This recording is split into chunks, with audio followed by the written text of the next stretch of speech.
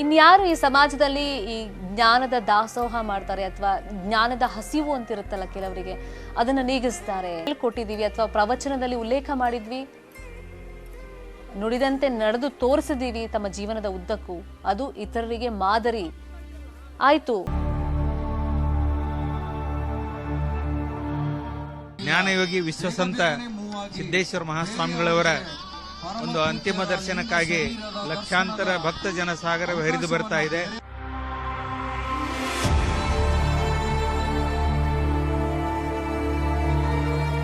ಅವ್ರ ಜೊತೆಯಲ್ಲಿದ್ದವ್ರು ಯಾವಾಗಲೂ ಅವ್ರ ಸೇವೆಯಲ್ಲಿ ಇರ್ತಕ್ಕಂಥವ್ರು, ಆದರೂ ನಮ್ಮ ಮೇಲೆ ಅಂತಃಕರಣ ಪ್ರೀತಿ. ಈಗ ಅವ್ರು ನಾವು ಕರ್ಕೊಂಡು ಹೆಂಗಾಗ್ಯವಪ್ಪ ಅಂದ್ರೆ ಕಾಮಧೇನನ್ನು ಬಿಟ್ಟು ಕರು ಹೋದಂತೆ ಆಗಿ.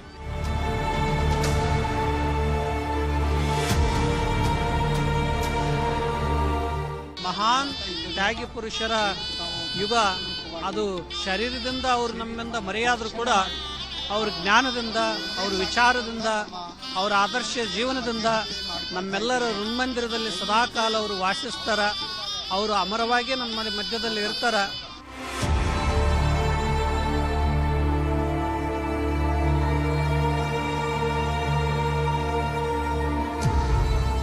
ಅವ್ರೇನು ಬಿಟ್ಟು ಹೆಂಗಿರೋದು ಹೆಂಗೆ ಆಗಿಬಿಟ್ಟದು ಪಾಪ.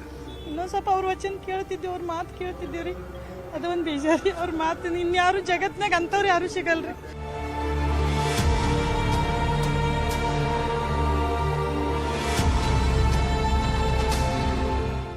ಅವರು 100 ಕಿಲೋಮೀಟರ್ 200 ಕಿಲೋಮೀಟರ್ ಅವರ ಪ್ರವಚನ ಇದ್ರು ನಾವು ಯುವಕರ ಜೊತೆ ಎಲ್ಲ ಒಂದು ಸಂಘಟನೆ ಮಾಡಿಕೊಂಡು ಯುವಕರು ಅವರ ಪ್ರವಚನ ಕೇಳ್ಕೊಂಡು ಸ್ವಲ್ಪ ನಮ್ಮ ಜೀವನದಲ್ಲಿ ನಿತ್ಯ ಜೀವನದಲ್ಲಿ ನಾವು ಏನನ್ನ ಅಳವಡಿಸ್ಕೋಬೇಕು ಅನ್ನೋ ಎಲ್ಲ ಒಂದು ಯಾವುದೇ ಒಂದು ಕೆಲಸ ಆಗಲಿ, ಯಾವುದೇ ಒಂದು ಯಾರಿಗೆ ಯಾವುದೇ ತರ ಮಾತಾಡೋದಾಗಲಿ ಅವರ ಸಿದ್ದೇಶ್ವರ ಸ್ವಾಮಿಗಳಿಂದ ನಾವು ಕಲ್ತಿದ್ದೇವೆ. ನಾವು ಸತತ ಅಪ್ಪಾರ ಆಶ್ರಮದಾಗ ಒಂದು ತಿಂಗಳ ಕಾಲ ಸೇವೆ ಮಾಡೀವ್ರಿ. ಅವ್ರು ನೋಡ್ತಾ ಅಲ್ಲಿ ದರ್ಶನ ಪಡಿತಾ ಅಲ್ಲಿ ಸೇವೆ ಮಾಡ್ತಾ ಇದ್ವಿ. ಇವತ್ತು ಅವರೆಲ್ಲ ತುಂಬಾ ದುಃಖ ಆಗ್ತಾ ಇದೆ.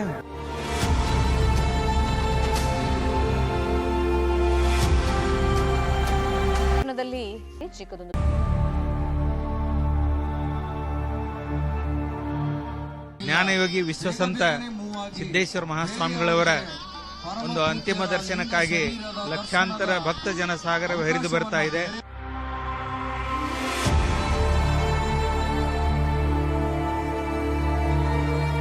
ಅವ್ರ ಜೊತೆಯಲ್ಲಿದ್ದವ್ರು ಯಾವಾಗಲೂ ಅವ್ರ ಸೇವೆಯಲ್ಲಿ ಇರ್ತಕ್ಕಂಥವ್ರು, ಆದರೂ ನಮ್ಮ ಮೇಲೆ ಅಂತಃಕರಣ ಪ್ರೀತಿ. ಈಗ ಅವ್ರು ನಾವು ಕರ್ಕೊಂಡು ಹೆಂಗಾಗ್ಯವಪ್ಪ ಅಂದ್ರೆ ಕಾಮಧೇನನ್ನು ಬಿಟ್ಟು ಕರು ಹೋದಂತೆ ಆಗಿ.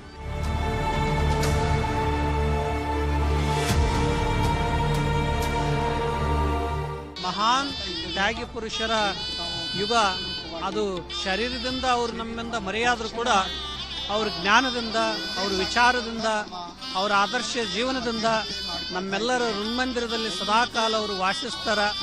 ಅವರು ಅಮರವಾಗಿ ನಮ್ಮ ಮಧ್ಯದಲ್ಲಿ ಇರ್ತಾರ.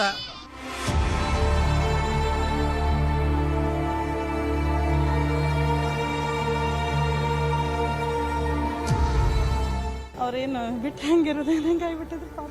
ಇನ್ನೊಂದು ಸ್ವಲ್ಪ ಅವ್ರ ವಚನ ಕೇಳ್ತಿದ್ದೇವೆ, ಅವ್ರ ಮಾತು ಕೇಳ್ತಿದ್ದೇವ್ರಿ, ಅದೊಂದು ಬೇಜಾರಿ. ಅವ್ರ ಮಾತು ಇನ್ಯಾರು ಜಗತ್ನಾಗ ಅಂಥವ್ರು ಯಾರು ಸಿಗಲ್ರಿ. ದಿವ್ಯತೆಯರಿತವನು ಸಂತನೆಂದರೆ ಯಾರು? ಬಹಳ ಜನ ಬೋಧಿಸ್ತಾರೆ, ಆದರೆ ಬೋಧಿಸಿದಂತೆ ನಡೆಯೋರು ವಿರಳ. ಹಲವರು ಬೋಧಿಸುತ್ತಾರೆ, ಬೋಧಿಸಿದಂತೆ ಬದುಕಲು ಕೆಲವರು ಯತ್ನಿಸುತ್ತಾರೆ. ಕೆಲವರು ಬೋಧಿಸುತ್ತಾರೆ, ವಿರಳರು ಬೋಧಿಸಿದಂತೆ ನಡೆಯುತ್ತಾರೆ. ಆದರೆ ಸಿದ್ದೇಶ್ವರ ಶ್ರೀಗಳು ಮಾತ್ರ ನಡೆದ್ರು, ಅದನ್ನೇ ಬೋಧಿಸಿದ್ರು. ಅವರ ಬದುಕು, ಅವರ ಚಿಂತನೆ, ಅವರ ಬೋಧನೆ ಯಾವುದೂ ಬೇರೆ ಬೇರೆಯಾಗಿರಲಿಲ್ಲ. ಅವರೇ ತಮ್ಮ ಅಂತಿಮ ಪತ್ರದಲ್ಲಿ ಹೇಳಿದಂತೆ ಅವರದ್ದು ಆವೇಗವಿಲ್ಲದ ಸಾವಧಾನದ ಸಾಮಾನ್ಯ ಬದುಕು. ಈ ಸಾಮಾನ್ಯತೆ ಸಾಮಾನ್ಯವಲ್ಲ. ಆವೇಗದ ಯುಗದಲ್ಲಿ ಸಾವಧಾನ ಸಾಧಿಸೋದು ಸುಲಭವೂ ಅಲ್ಲ. ಶ್ರೀಮಂತಿಕೆ, ಅಂತಸ್ತು, ರಾಜಕಾರಣಿಗಳ ಸಂಘ, ಉದ್ಯಮಿಗಳ ಸನಿಹ, ಶಕ್ತಿವಂತರ ಸಾಮೀಪ್ಯ, ರಾಷ್ಟ್ರ ಅಂತಾರಾಷ್ಟ್ರೀಯ ಪುರಸ್ಕಾರ, ಗೌರವ ಡಾಕ್ಟರೇಟ್, ಪದ್ಮಶ್ರೀ, ಪ್ರಧಾನಿಗಳ ಆಪ್ತತೆ, ಮುಖ್ಯಮಂತ್ರಿಗಳ ಭಿನ್ನಹ, ಯಾವ ಸೆಳೆತಕ್ಕೂ ಒಳಗಾಗದೆ ಎಲ್ಲವನ್ನೂ ದೂರ ತಳ್ಳಿ ಯಾವ ಭೇದವೂ ಇಲ್ಲದೆ ಪಂಡಿತ, ಪಾಮರ, ಮಂತ್ರಿ, ರಾಜ ಬಂದರೂ ಒಳಗಿನ ಮನುಷ್ಯತ್ವ ಗುರುತಿಸಿ ಅಪ್ಪಿ ಸತ್ಯವೂ ಇಲ್ಲ, ಅಸತ್ಯವೂ ಇಲ್ಲ, ಸಹಜವೂ ಇಲ್ಲ, ಅಸಹಜವೂ ಇಲ್ಲ, ನಾನೂ ಇಲ್ಲ, ನೀನೂ ಇಲ್ಲ, ಇಲ್ಲ ಇಲ್ಲ ಎಂಬುದು ತಾನಿಲ್ಲ, ಗುಹೇಶ್ವರನೆಂಬುದು ತಾ ಬಯಲು ಅನ್ನೋದನ್ನೇ ಬದುಕಾಗಿಸಿಕೊಳ್ಳೋದು ಸರಳವೂ ಅಲ್ಲ, ಎಲ್ಲರಿಗೂ ಸಾಧ್ಯವೂ ಇಲ್ಲ. ಜ್ಯೋತಿ ಹೇಗೆ ಯಾವ ಭೇದವೂ ಇಲ್ಲದೆ ಬೆಳಕು ನೀಡುತ್ತೋ ಅದೇ ರೀತಿ ಈ ಜ್ಞಾನ ಜ್ಯೋತಿ ಹುಟ್ಟಿದನಿಂದ ಲೀನವಾಗುವ ತನಕ ಲೀನವಾದ ರೀತಿ ಮೂಲಕ, ಲೀನವಾದ ಬಳಿಕ ಮಾಡಬೇಕಾದ ಕಾರ್ಯ ಮೊದಲೇ ತಿಳಿ ಹೇಳುವುದರ ಮೂಲಕ ಅನಂತ ಬೆಳಕು ನೀಡುತ್ತಲೇ ಇದೆ, ಅನಂತ ಬೆಳಕು ನೀಡುತ್ತಲೇ ಇದೆ. ಯೋಗ ಮಾಡಬೇಕಾದವರು ಮೊಟ್ಟ ಮೊದಲ ಮಾಡಬೇಕಾದದ್ದು ಏನು? ಆಸಕ್ತಿ ತಾಳೋದು. ಯಾವುದನ್ನು ಪಡಿಬೇಕಂತೇವಿ ಅದರಲ್ಲಿ ಆಸಕ್ತಿ, ಮನಸ್ಸು ಅದರಲ್ಲೇ ಎಳಿಸ್ತಾ ಇರಬೇಕು. ಇದು ಮೊದಲನೇದ್ದು. ಆ ಬಳಿಕ ಎರಡನೇದ್ದು, ಮಯ್ಯಾಸಕ್ತ ಮನಃ ಪಾರ್ಥ ಯೋಗಂ ಯುಂಜನ್. ಮತ್ತು ಮನಸ್ಸನ್ನು ಅದು ತನ್ಮಯಗೊಳಿಸಬೇಕು. ತನ್ಮಯತಾ ಬಹಳ ಮಹತ್ವ. 100 ಕಡೆ ಮನಸ್ಸು ಹರಿದಾಡಿಸಿ ಬಿಟ್ಟರೆ ಏನೂ ಸಾಧನ ಮಾಡೋಕ್ಕಾಗೋದಿಲ್ಲ. ಏನನ್ನು ಸಾಧಿಸಬೇಕಂತೇವಿ ಅದೇ ಮುಖ್ಯವಾಗಿರಬೇಕು. ಅದಕ್ಕೆ ತನ್ಮಯ. ಈಗ ನಾನು ಸಂಗೀತಗಾರ ಆಗಬೇಕು, ಅದರಾಗ ತನ್ಮಯ. ಮುಂಜಾನೆ ಸಂಗೀತಗಾರ ಆಗೋದು, ಮಧ್ಯಾಹ್ನ ಇಲ್ಲೇನು ಮತ್ತೊಂದು ಏನರೇ ಆಗೋದು. ಮುಂಜಾನೆ ಸಂಗೀತಗಾರ ಆಗಬೇಕಂತ ಹೊಂಡೋದು, ಮಧ್ಯದಾಗ ದೊಡ್ಡ ವ್ಯಾಪಾರಿ ಆಗಬೇಕು, ಸಾಯಂಕಾಲ ದೊಡ್ಡ ಉದ್ಯಮದಾರ ಆಗಬೇಕು, ರಾತ್ರಿ ನನ್ನಂಗೆ ಯಾರೂ ಇರಬಾರ್ದು. ಹಿಂಗಾದರೆ ಹೆಂಗಾಗ್ತದೆ? ಏನು ಸಾಧಿಸಬೇಕಂತೇವಿ ಅದರ ಮನಸ್ಸಿನಲ್ಲಿ ಮನಸ್ಸು ಅದಕ್ಕೆ ಮೀಸಲಾಗಿರಬೇಕು, ತನ್ಮಯತೆ ಇರಬೇಕು, ಏಕಾಗ್ರತೆ ಇರಬೇಕು. ಒಂದೇ ಅದು. ಜ್ಞಾನಯೋಗಿಯ ಅಂತಿಮ ಕ್ಷಣಗಳನ್ನು ನೋಡೋಣ ಬ್ರೇಕ್ ಆದ್ಮೇಲೆ.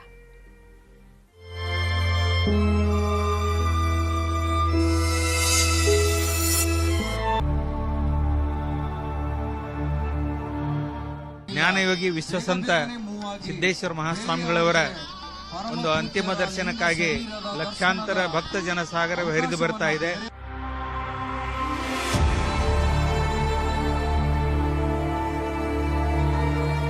ಅವ್ರ ಜೊತೆಯಲ್ಲಿದ್ದವ್ರು ಯಾವಾಗಲೂ ಅವ್ರ ಸೇವೆಯಲ್ಲಿ ಇರ್ತಕ್ಕಂಥವ್ರು. ಆದರೂ ನಮ್ಮ ಮೇಲೆ ಅಂತಃಕರಣ ಪ್ರೀತಿ. ಈಗ ಅವ್ರು ನಾವು ಕರ್ಕೊಂಡು ಹೆಂಗಾಗ್ಯವಪ್ಪ ಅಂದ್ರೆ ಕಾಮಧೇನನ್ನು ಬಿಟ್ಟು ಕರು ಹೋದಂತೆ ಆಗಿ.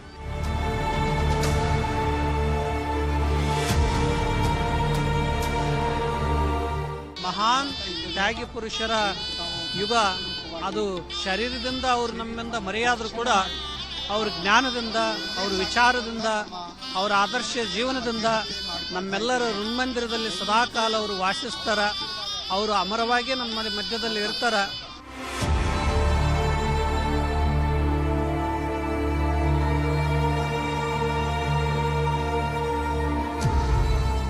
ಅವ್ರೇನು ಬಿಟ್ಟು ಹೆಂಗಿರೋದು ಹೆಂಗಾಗ್ಬಿಟ್ಟದ್ರಿ ಪಾಪ. ಇನ್ನೊಂದು ಸ್ವಲ್ಪ ಅವ್ರ ವಚನ ಕೇಳ್ತಿದ್ದೀವಿ, ಅವ್ರ ಮಾತು ಕೇಳ್ತಿದ್ದೀವಿ ರೀ. ಅದೊಂದು ಬೇಜಾರಿ. ಅವ್ರ ಮಾತು ಇನ್ಯಾರು ಜಗತ್ನಾಗ ಅಂಥವ್ರು ಯಾರು ಸಿಗಲ್ರಿ.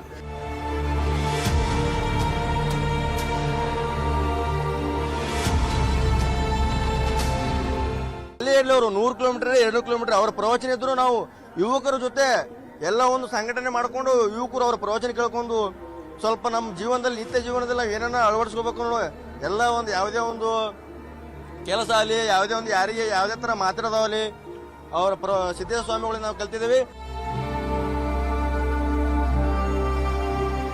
ನಾವು ಸತತ ಅಪ್ಪಾರ ಆಶ್ರಮದಾಗ 1 ತಿಂಗಳ ಕಾಲ ಸೇವೆ ಮಾಡೀವ್ರಿ. ಅವ್ರು ನೋಡ್ತಾ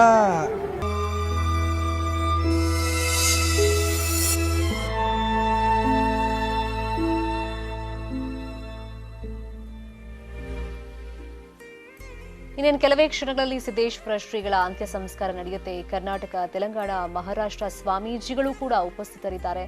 ಸುತ್ತೂರು ಶ್ರೀಗಳು, ಕನ್ಹೇರಿ ಶ್ರೀಗಳು, ಬಸವಲಿಂಗ ಶ್ರೀಗಳು ಅಗ್ನಿ ಸ್ಪರ್ಶವನ್ನ ಮಾಡ್ತಾರೆ ಅಂತ ವಿಷಯ ಗೊತ್ತಾಗಿದೆ.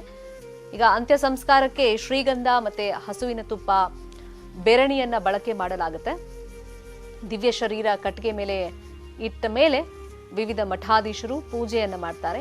ಆಯ್ದ ಗಣ್ಯರಿಗಷ್ಟೇ ಅಂತ್ಯಕ್ರಿಯೆಯಲ್ಲಿ ಪಾಲ್ಗೊಳ್ಳೋದಕ್ಕೆ ಅವಕಾಶ.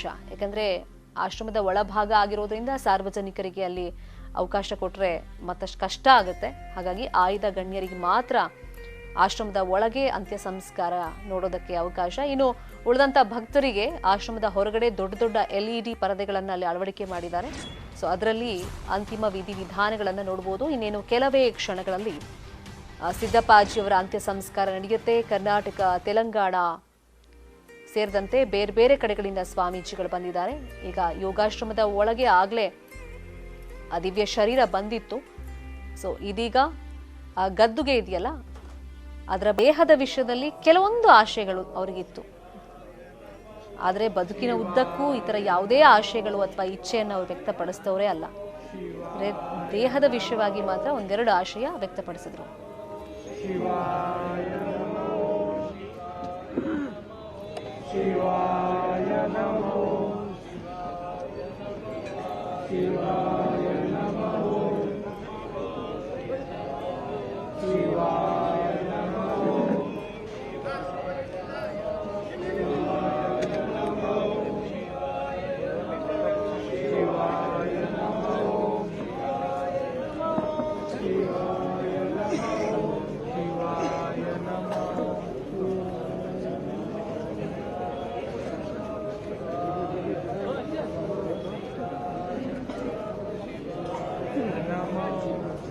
ಗುರುಗಳ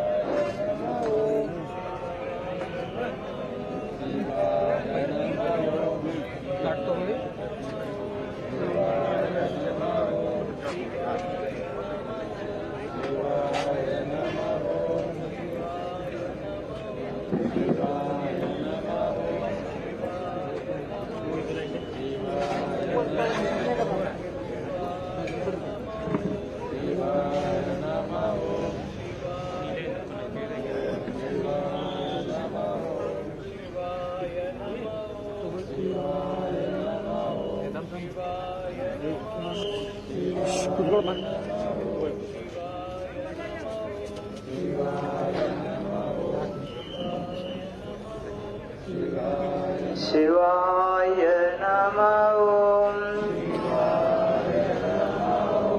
ಶಿವಾಯ ನಮಃ ಓಂ ಶಿವಾಯ ನಮಃ ಓಂ ಶಿವಾಯ ನಮಃ ಓಂ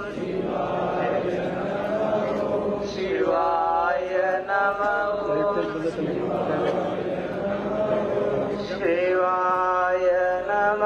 ಓಂ ಶಿವಾಯ ನಮಃ ಓಂ ಶಿವಾಯ ನಮಃ ಓಂ ಶಿವಾಯ ನಮಃ ಓಂ ಶಿವಾಯ ನಮಃ ಓಂ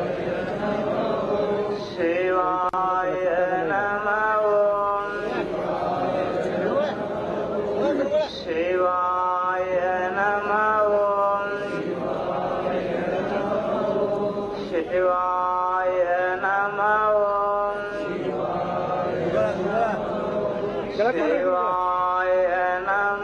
ನಮಃ ಓಂ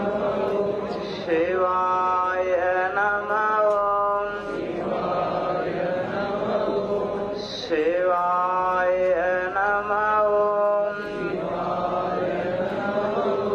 ನಮಃ ಓಂ ಶಿವಾಯ ನಮಃ ಓಂ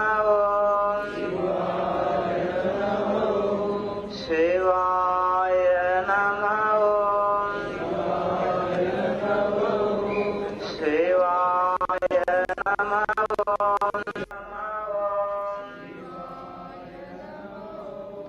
ಶಿವಾಯ ನಮಃ ಓಂ ಶಿವಾಯ ನಮಃ ಓಂ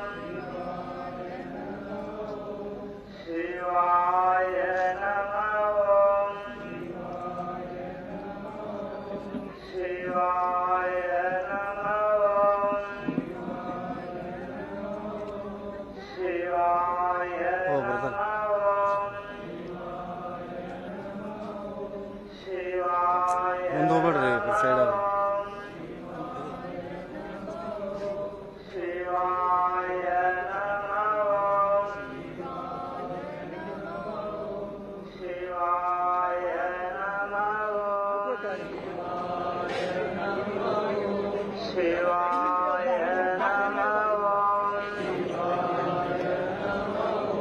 ಶಿವಾಯ ನಮಃ ಓಂ ಶಿವಾಯ ನಮಃ ಓಂ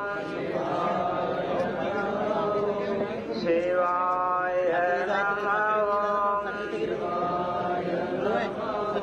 ಶಿವಾಯ ನಮಃ ಓಂ ಶಿವಾಯ ನಮಃ ಓಂ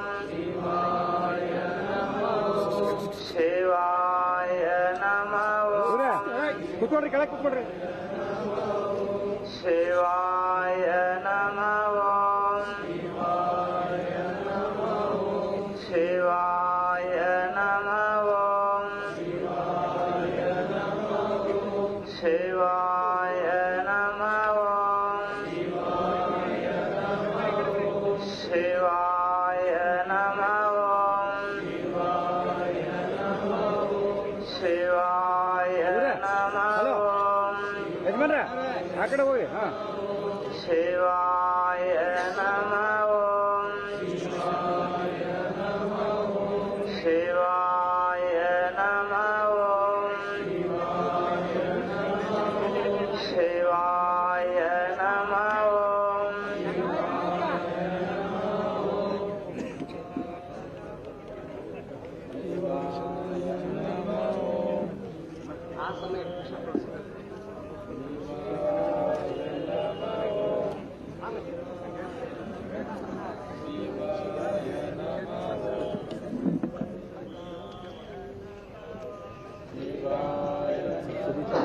ಹಲೋ ಅಗ್ನಿ ಅರ್ಪಿತ ಮಾಡಿ ತನ್ನ ದೇಹವನ್ನ ಸೊ ಅದ್ರ ಪ್ರಕಾರನೇ ಸರಳವಾಗಿನೇ ಅಲ್ಲಿ ಆ ವಿಧಿವಿಧಾನಗಳನ್ನ ಮಾಡಲಾಗ್ತಾ ಇದೆ. ಅಂದ್ರೆ ಶ್ರಾದ್ಧಿಕ ರೀತಿಯಲ್ಲಿ ವಿಧಿವಿಧಾನಗಳಲ್ಲದೆ ಇದ್ರೂ ಕೂಡ ಅತ್ಯಂತ ಸರಳವಾಗಿ ವಿಧಿವಿಧಾನಗಳು ನೆರವೇರ್ತಾ ಇದೆ. ಸಂಕಲ್ಪ ನಾಶಕನೇ ಆಟ ವಾದಿತ್ರೇ ಮಲದೋಳೆ ರಾಶಕನೇ ನನಗೆ ಕೃಪೆಯಾಗು ಕಾರ್ಯ ಕಾರಣ ಭಕ್ತಿ ತೋರ್ಯ ತಾಮಸದ ಚೇತ್ಸೂರ್ಯ ಎಡರಿಂಗೆ ಧೈರ್ಯವಾಗಿ ಗುರುವಾರ್ಯ ನೀ ನನಗೆ ಕೃಪೆಯಾಗು ನಗುರೋ ರಾಧಿಕವೆಂದು ಜಗದಲ್ಲೇ ಸಾರುತ್ತೆಯ ನಿಗಮ ಶ್ರುತಿ ಕೇಳಿ ಗುರುವೇ ನಾ ನಿಮ್ಮ ಪದಯುಗವ ಬಣ್ಣಿಪೆನು ಕೃಪೆಯಾಗು ಹರನಿಂದಲಧಿಕ ಸದ್ಗುರುವೆಂಬುವುದನ್ನು ಕೇಳಿ ಗುರುವೇ ನಾ ನಿಮ್ಮ ಚರಣವನು ನುತಿಸುವೆನು ಕರುಣದಿಂದ ನನಗೆ ಕೃಪೆಯಾಗು ಎಲ್ಲ ದೈವಕ್ಕೆ ನಿಮ್ಮ ಮೆಲ್ಲಡೆ ಘನವೆಂದು ಸ್ವಲ್ಲೆಗೊಮ್ಮೊಮ್ಮೆ ನುತಿಪೆ ನಾಂ ಗುರುರಾಯ ಸಲ್ಲಿಲೆಯಿಂದ ಕೃಪೆಯಾಗು ನರಜೀವಿಗಳಿಗೋರ್ವಾರನೆ ಕಾರಣಕಾರ್ತ ಶರಣ ಸಂತತಿಗೆ ಗುರುವೇ ನೀ ಕಾರ್ತಾನೆಂದರಗೇರ್ಪೆ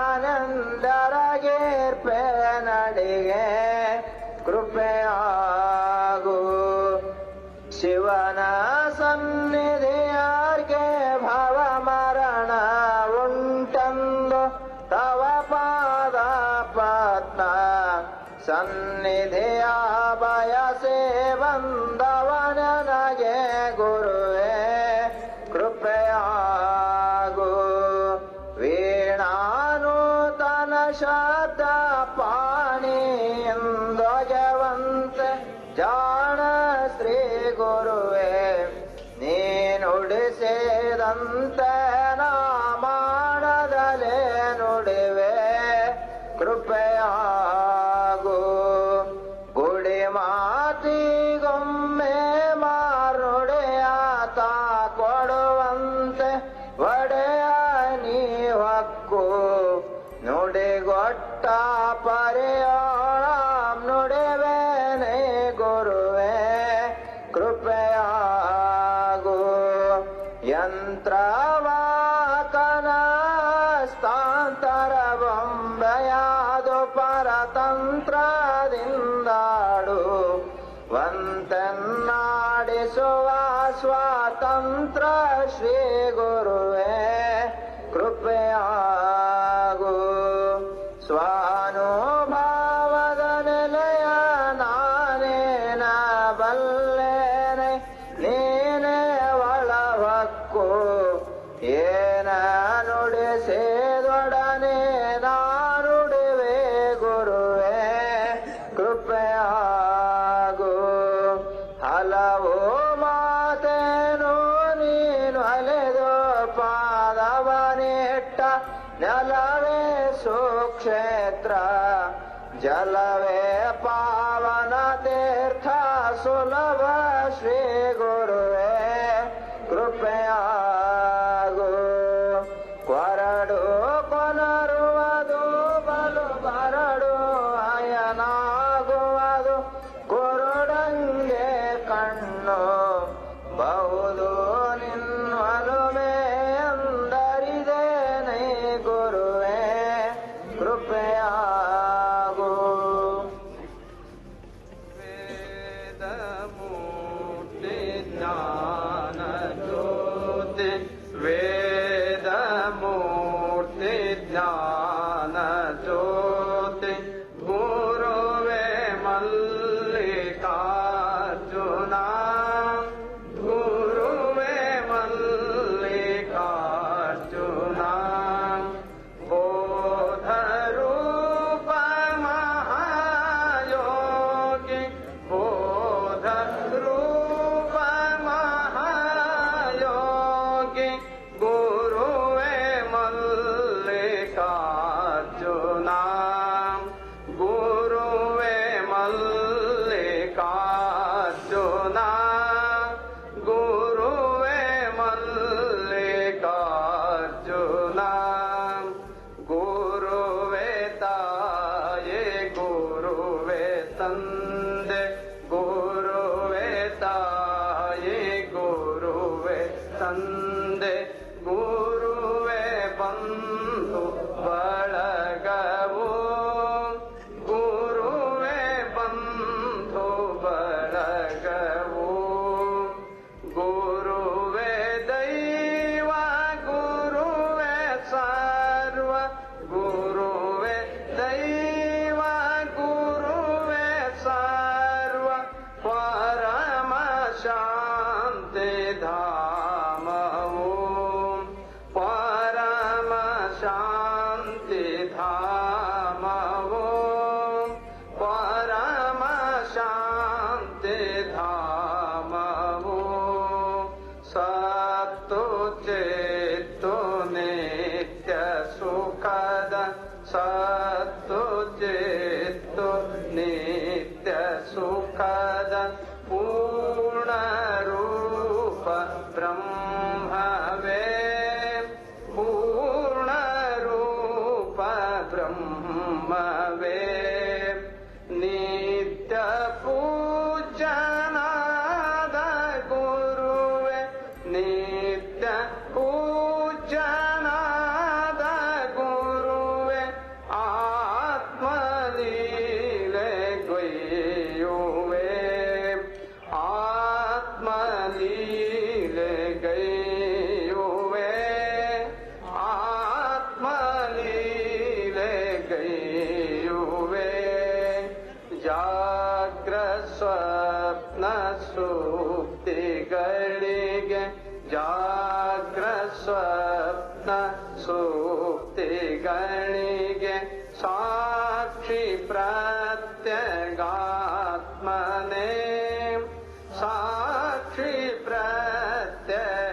ಪ್ರತ್ಯಗಾತ್ಮನೇ ಜಾಗ್ರನಾಗು ಹೇಳು ಎಂದು ಜಾಗ್ರನಾ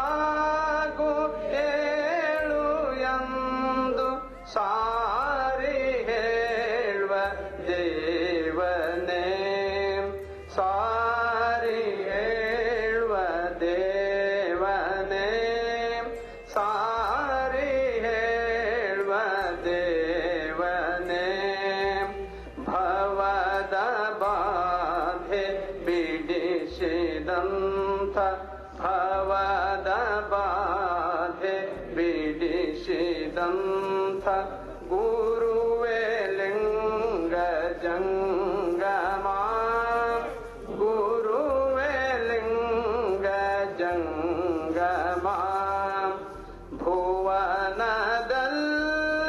ಧನ್ಯನಾದೆ ಭುವನದಲ್ಲಿ ಧನ್ಯನಾದೆ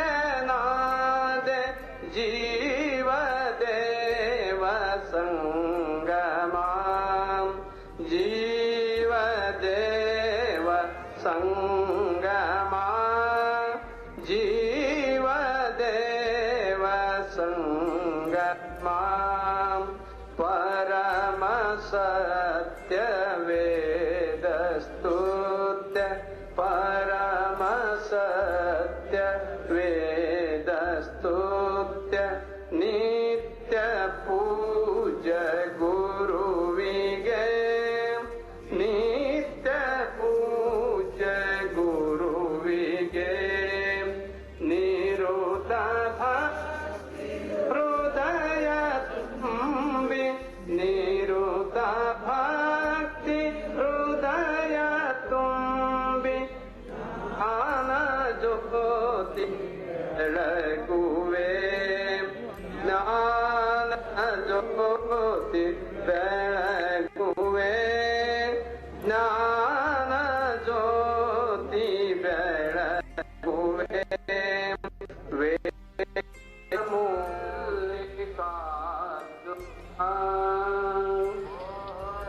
ರೂಪ ಮಹಾಯೋಗಿ ಬೋಧ ರೂಪ ಮಹಾಯೋಗಿ ಗುರುವೇ ಮಲ್ಲಿಕಾರ್ಜುನ ಗುರುವೇ ಮಲ್ಲಿಕಾರ್ಜುನ ಗುರುವೇ ಮಲ್ಲಿಕಾರ್ಜುನ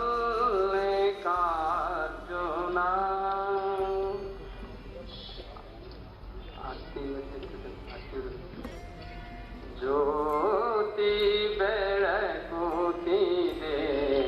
ವಿಮಲ ಪರಂ ಜ್ಯೋತಿ ಮಲ್ಲಿಕಾರ್ಜುನ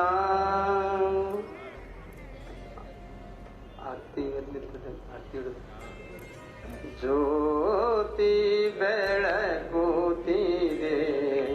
ವಿಮಲ ಪರಂ ಜ್ಯೋತಿ ಬೆಳಗುತ್ತಿದೆ ಮಾತು ಮನಂಗಳಿಂದ ದತ್ತ ಮೀರಿದ ಮಾತು ಮನಂಗಳಿಂದ ದತ್ತ ಮೀರಿದ ಸಾತಿಶಯದ ನಿರುಪಾಧಿಕ ನಿರ್ಮಲ ಜ್ಯೋತಿ ಬೆಳಗುತ್ತಿದೆ ವಿಮಲ ಪರಂ ಜ್ಯೋತಿ ಬೆಳಗುತ್ತಿದೆ ಶಿವ ಧರ್ಮ ನಾಳವೆಂತೆಂಬ ಕಂಬದ ಮೇಲೆ ಶಿವ ಧರ್ಮ ನಾಳವೆಂತೆಂಬ ಕಂಬದ ಮೇಲೆ ಸುವಿವೇಕ ಹೃದಯಾರ್ಜ ಪ್ರಣತೆಯೋಳು ಸವೆಯದ ಸದ್ಭಕ್ತಿ ರಸ ತೈಲ ದೀವಿದ ಪ್ರವಿಮಳ ಕಳೆಯಂಬ ವತ್ತಿ ವಿಡಿದು ದಿವ್ಯ ಜ್ಯೋತಿ ವಿಷಯ ಪಸಂಗ ಬಿದುರುಳೆ ತಾಮಸ ಬುದ್ಧಿಯಂಬ ಕತ್ತಲೆಯಾಳಿಯೇ ಮಸಕಿ ಸುಜ್ಞಾನವೆಂತೆಂಬ ಮಹಾಪ್ರಭೆ ಪೊಸರಿಷಿ ಮಾಯಾ ಕಾಳಿಕ ಪೋಟತನುಪಮ ಜ್ಯೋತಿ ಬೆಳಗುತ್ತಿದೆ ವಿಮಲ ಪರಂ ಜ್ಯೋತಿ ಬೆಳಗುತ್ತಿದೆ ಪ್ರಣವಾಕಾರದ ಗುಣಮೂರು ಮುಟ್ಟದ ಪ್ರಣವಾಕಾರದ ಗುಣಮೂರು ಮುಟ್ಟ ಗಣನೆ ಗತೀತಾರ್ಥವನೆ ತೋರುವ ಅಣುಮಾತ್ರ ಚಲನೆ ಇಲ್ಲದ ಮೋಕ್ಷ ಚಿಂತಾ ಮಣಿಯನೆ ಸುಖ ಶಂಭು ಲಿಂಗವೇತಾನಾದ ಜ್ಯೋತಿ ಬೆಳಗುತ್ತಿದೆ ವಿಮಲ ಪರಂ ಜ್ಯೋತಿ ಬೆಳಗುತ್ತಿದೆ.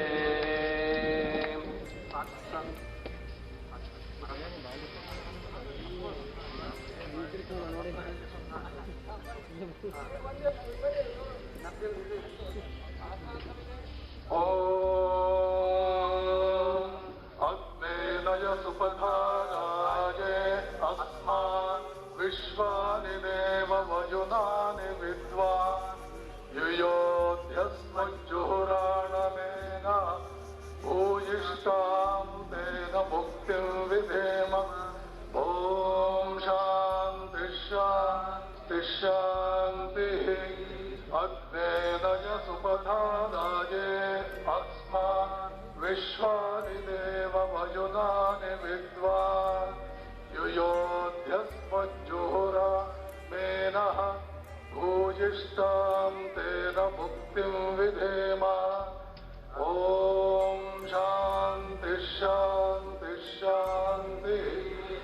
ಓಂ ಅಗ್ನೇನಯ ಸುಪಧಾರಾಯೇ ಅಸ್ಮಾನ್ ವಿಶ್ವಾನಿ ದೇವ ವಯುನಾನಿ ವಿದ್ವಾನ್ ಯುಯೋಧ್ಯಸ್ಮಜ್ಜುಹುರ ಮೇನಃ ಭೂಯಿಷ್ಟಾಂ ತೇನ ಮುಕ್ತಿಂ ವಿಧೇಮ.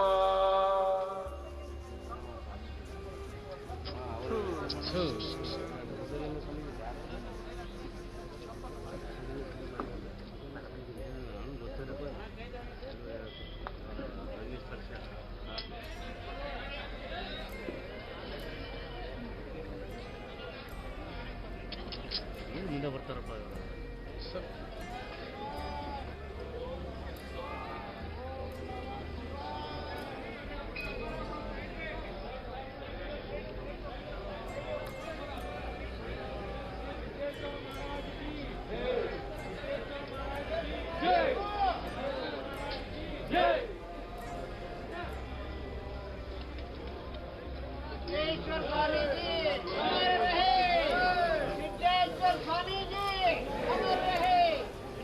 ಇನ್ನು ದಿವ್ಯ ಶರೀರಕ್ಕೆ ಆ ಚಿತೆಗೆ ಅಗ್ನಿಸ್ಪರ್ಶ ಆಗ್ತಿರುವಂತಹ ದೃಶ್ಯವನ್ನು ಗಮನಿಸ್ತಾ ಇದ್ದೀವಿ. ವಿವಿಧ ಮಠಾಧೀಶರು ಅಗ್ನಿಸ್ಪರ್ಶವನ್ನು ಮಾಡಿದ್ದಾರೆ.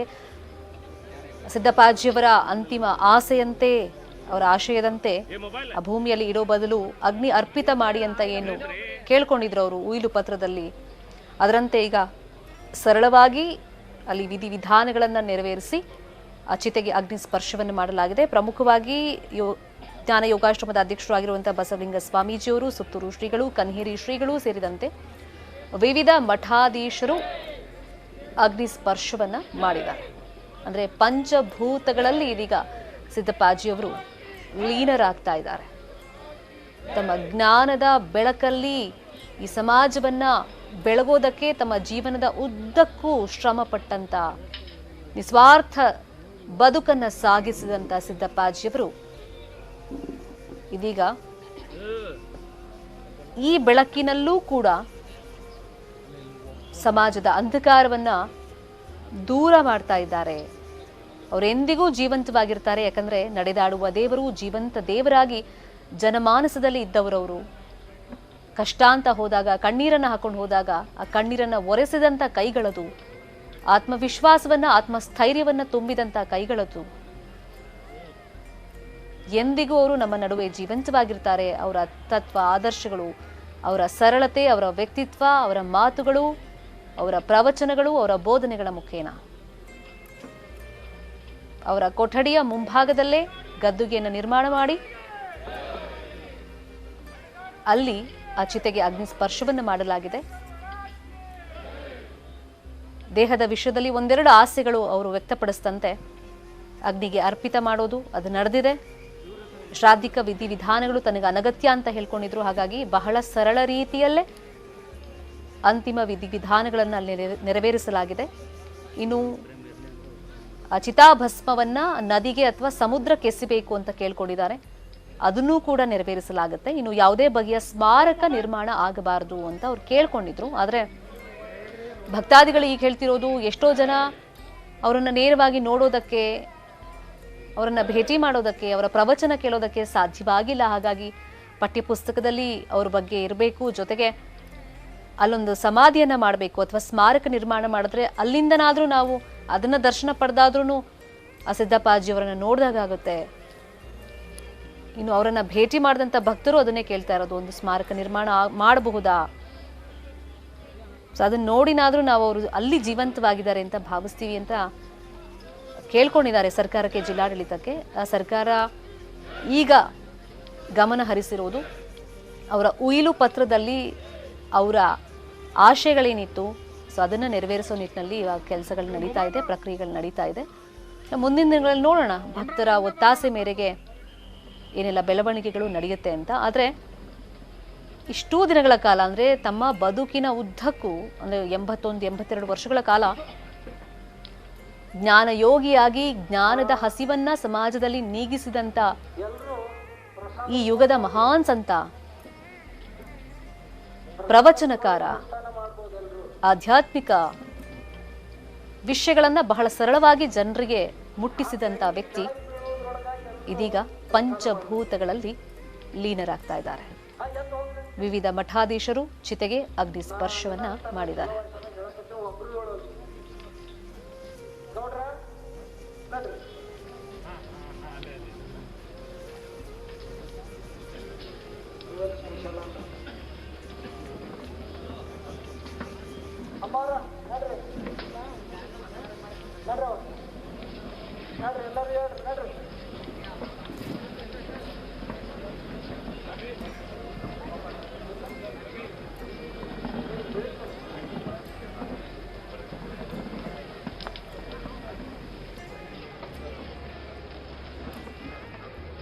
ಪ್ರಸಾದಕ್ಕೆ ಮನೆಗೆ ಹೋಗ್ಬೇಕಂತ ಪ್ರಾರ್ಥನೆ ಐತೆ ನಮ್ದು.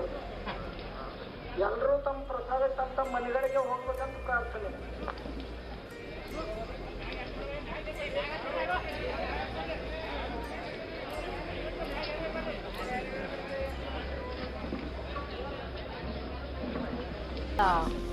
ಅದಕ್ಕೆ ರೂಪ ಇಲ್ಲ, ಸಣ್ಣವರಿಗೆ ದೊಡ್ಡವರಿಗೆ